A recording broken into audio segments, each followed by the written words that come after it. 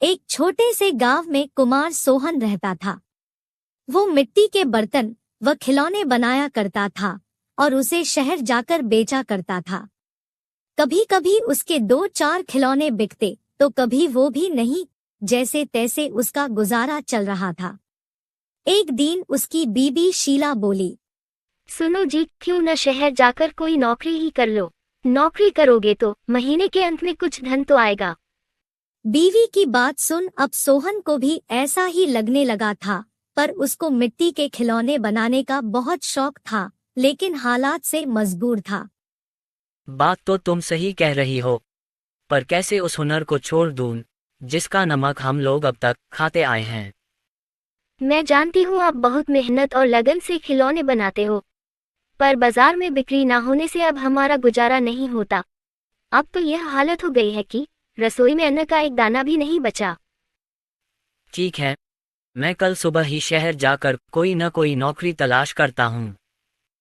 अगले दिन वो शहर के लिए रवाना हो गया और एक व्यापारी के पास वह नौकरी करने लगा। सोहन वहां नौकरी करता तो जरूर था, पर उसका मन अभी भी अपने चाक और मिट्टी के खिलौनों में ही रहता था। समय बीतता गया। एक दिन शहर में जहां वह काम करता था, उस मालिक के घर पर उसके बेटे निखिल का जन्मदिन था।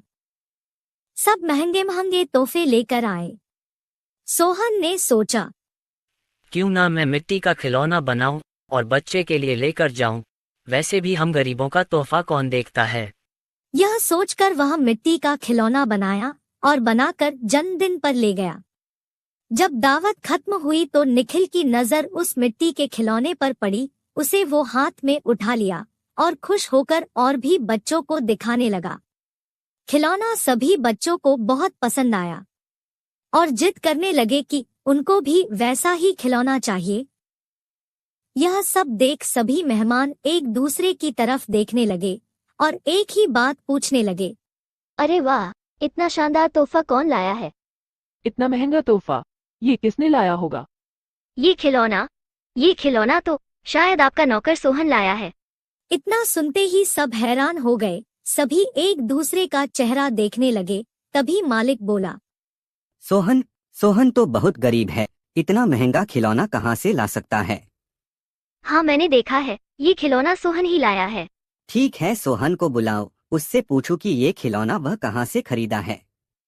वहाँ सोहन आता है और सब उसी के तरफ देखते हैं।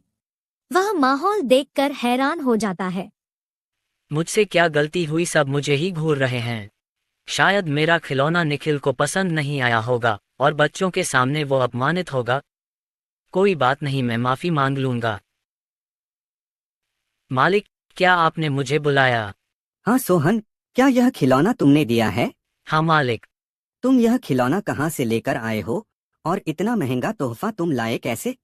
इतना सुन सोहन मन ही मन खुश होता है और मुस्कुराते हुए बोलता है, माफ कीजिएगा मालिक, ये कोई महंगा तोहफा नहीं है, यह मैंने खुद बनाया है। गांव में यही खिलौना बनाकर मैं अपने परिवार का गुजारा करता था, लेकिन इससे अब घर नहीं चलता, इसलिए आपके यहाँ नौकरी करने आया हूँ। अरे वाह, तुम क्या अभी है खिलौना बना सकते हो? और सभी बच्चे को तुम्हारा खिलौना बहुत पसंद आया है, इन्हें भी ऐसा ही खिलौना चाहिए। सोहन खुश होकर बोला, हाँ मालिक, बिल्कुल बना सकता हूँ। जब कल मैं आऊँगा तो खिलौना बनाकर लेते आऊँगा। अगले दिन सोहन ने शानदार रंग बिरंगे खिलौने बना कर दिए। यह देख मालिक ने सोचा, क्यों ना मैं खिलौने का भी व्यापार करूं। वह अपने बीवी से बोला, सुनीता, सोहन खिलौना बहुत अच्छा बनाता है, उसे खिलौना बनवाकर शहर में उसका भी व्यापार कर लें। उसे सोहन को उसके मनपसंद का काम भी मिल जाएगा और उससे अच्छी तनख्वाह भी मिल जाएगी, साथ ही साथ एक मोटी रकम हम भी कमा लेंगे। ये तो अच्छा विचार है जी।